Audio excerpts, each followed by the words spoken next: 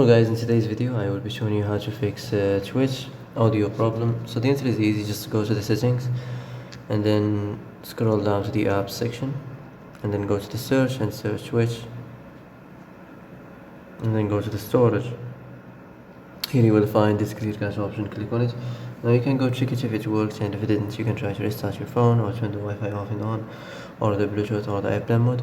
Also you can try to clear data, but be careful. If you clear data, all these applications data will be deleted. This includes all files, the settings, the accounts, the databases, etc.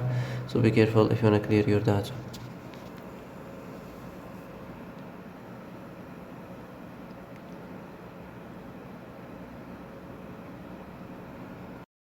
And that's it for today's video. I hope this is the answer you've been looking for. If you like this video, don't forget to like and subscribe, and see you in the next video. Thanks for watching.